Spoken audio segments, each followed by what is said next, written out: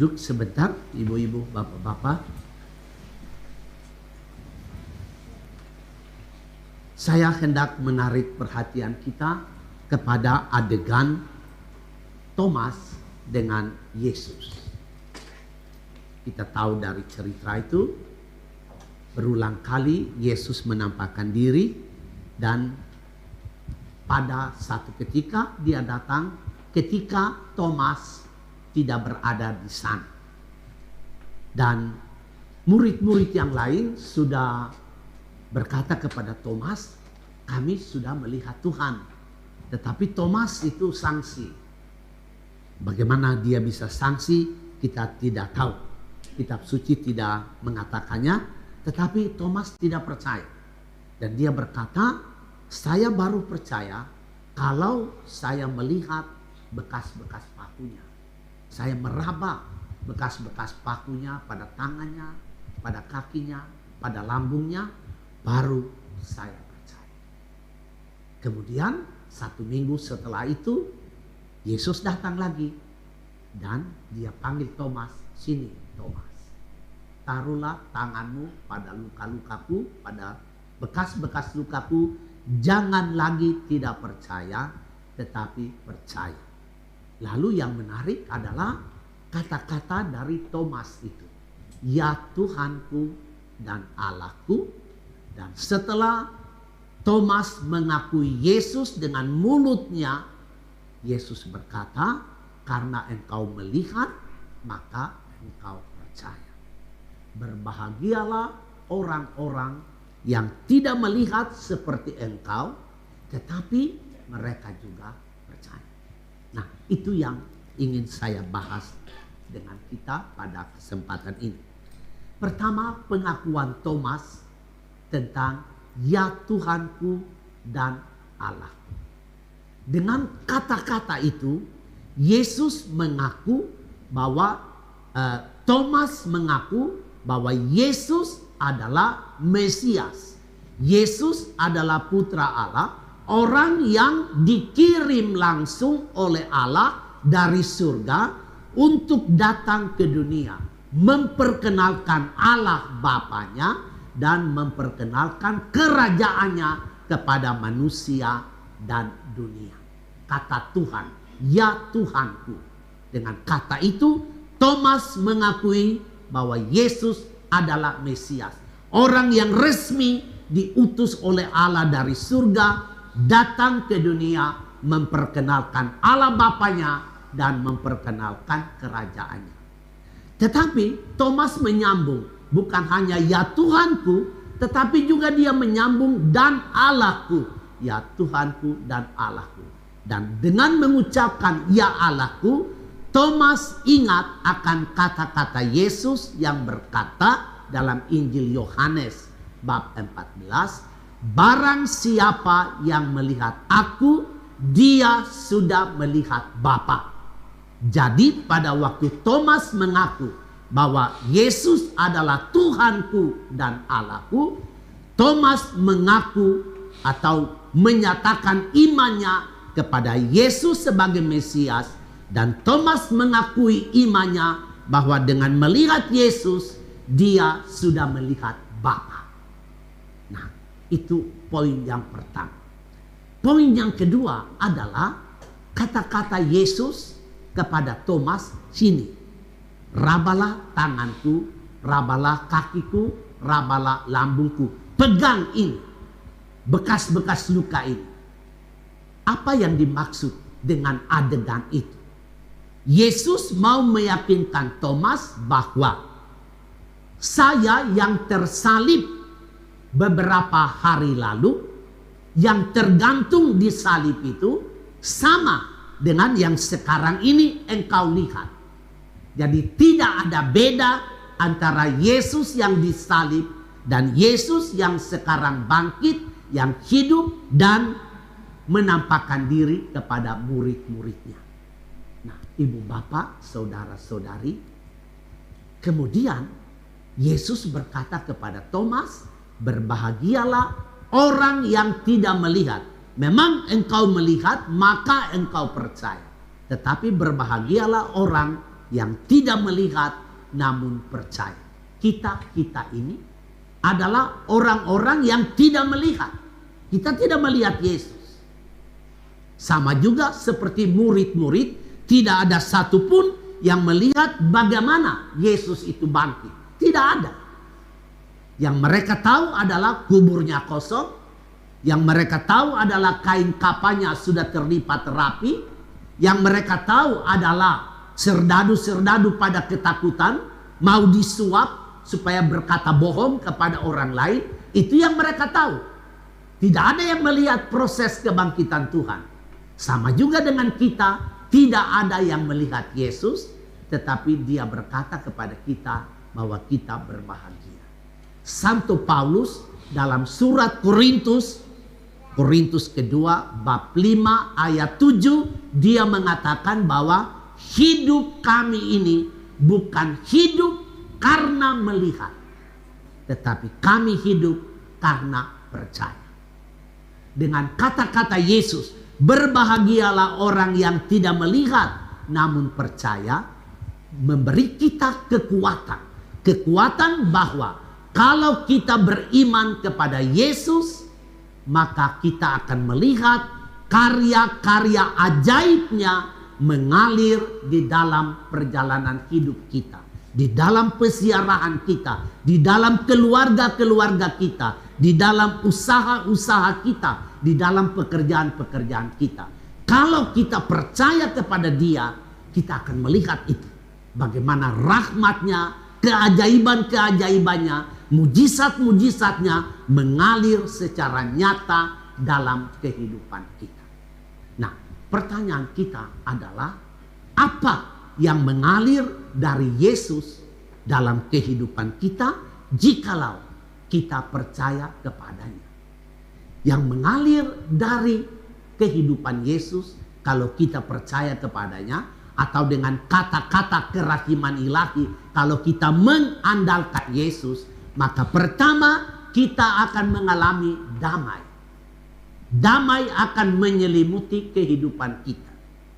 Damai yang Tuhan berikan tidak berarti bahwa kita tidak akan sakit lagi. Tidak berarti bahwa kita tidak akan rugi lagi di dalam bisnis kita. Tidak berarti bahwa kita akan terus-menerus bahagia. Tidak. Itu bukan yang dimaksud. Damai yang diberikan oleh Yesus adalah damai abadi di dalam hati kita. Maka walaupun ada gelombang-gelombang dalam perjalanan hidup, walaupun ada badai di dalam perjalanan hidup kita, walaupun ada banyak godaan, ada banyak cobaan, ada banyak batu-batu kerikil yang tajam-tajam, ada banyak batu karang yang harus kita lewati, ada banyak gunung yang harus kita daki, ada banyak lembah yang harus kita turuni, ada banyak sekali kegelapan di dalam kemalaman kita, ada banyak sekali panas di dalam siang kita. Sekalipun ada semuanya itu, hati kami tetap damai. Kami tidak ikut terbawa dengan kegelisahan.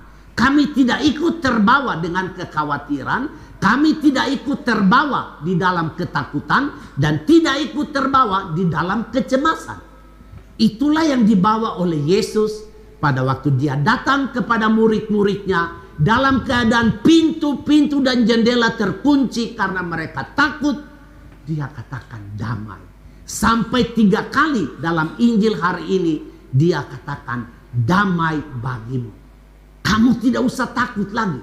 Sejak saat itu, ketika Dia menghembus mereka dengan Roh Kudus, hilanglah ketakutan para murid dan mereka sangat bersukacita ketika mereka melihat Yesus. Dan ibu bapak, jangan kita lupa, dan saya harap sekali bahwa iman kita menjadi teguh, bahwa Yesus yang kita lihat pada waktu kita berbahagia, pada waktu hidup kita baik-baik saja, Yesus itu sama pada waktu kita menyaksikan Dia dalam hidup kita yang tidak baik-baik saja. Yesus yang ada di gunung kehidupan kita sama dengan Yesus yang ada di lembah kehidupan kita. Yesus yang ada pada hari-hari baik kita sama dengan Yesus yang ada pada hari-hari sulit kita. Yesus yang ada pada malam kehidupan kita, Yesus itu sama pada siang kehidupan kita. Dia tidak berbeda. Seperti tadi dia katakan kepada Thomas, pegang luka-lukaku untuk meyakinkan bahwa saya yang tergantung di salib sama dengan saya yang sekarang hidup dan menampakkan diri kepada kamu. Ibu bapak, saudara-saudari, saya tutup permenungan ini. Kita semua setelah menerima damai, sukacita, karena kita mengandalkan Tuhan, karena kita percaya kepada kebaikannya, percaya kepada kebijaksanaannya, percaya kepada kemahakuasaannya. Ini 3 hal yang amat penting sekali. Percaya kepada kebaikan Tuhan artinya kami tidak meragukan sedikit pun bahwa Allah hanya menginginkan yang baik-baik dalam hidup kami. Percaya kepada kebijaksanaannya adalah kami tidak meragukan sedikit pun bahwa Dia tahu apa yang baik untuk saya. Dan percaya kepada kemahakuasaannya artinya kami tidak meragukan sedikit pun bahwa pada waktunya Dia akan sendiri menghantar kebaikannya itu kepada kita. Ini yang saya janjikan kepada engkau.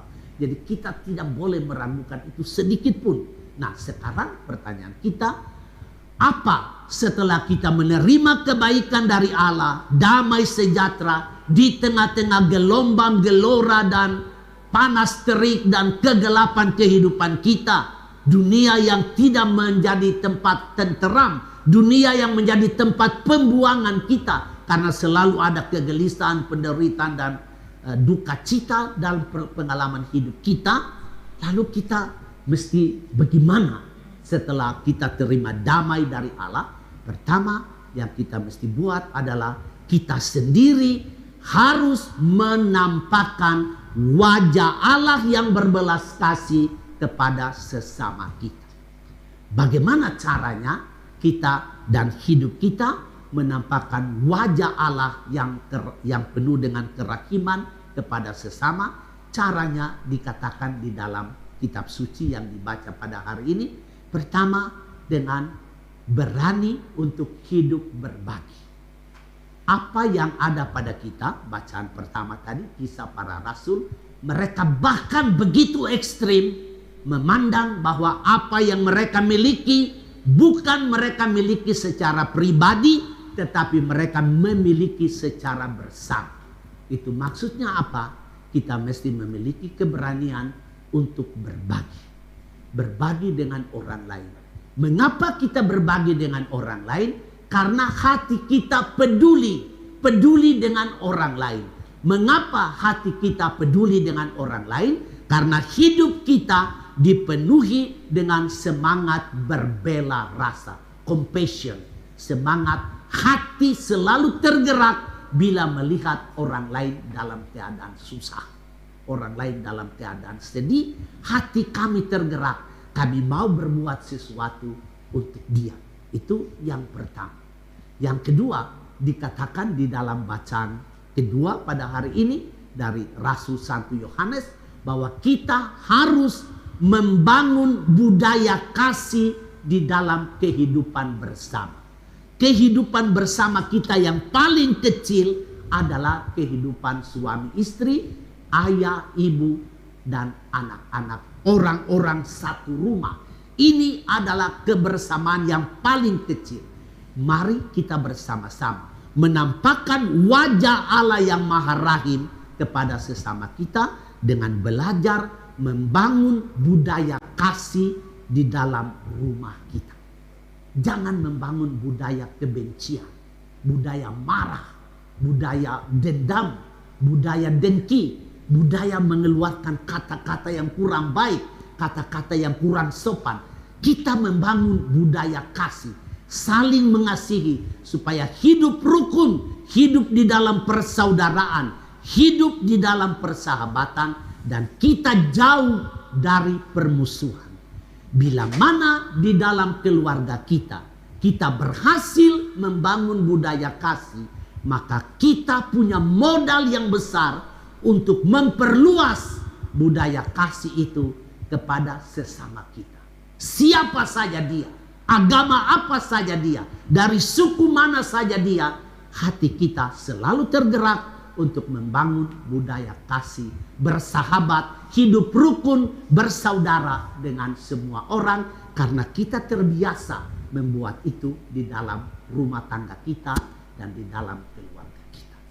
Kita mohon dalam misa kudus ini supaya Roh Kudus menolong kita agar lebih dulu kita mengalami damai dari Allah di dalam hidup kita masing-masing, dan damai itulah memperkuat kita untuk berbagi damai itu kepada sesama kita.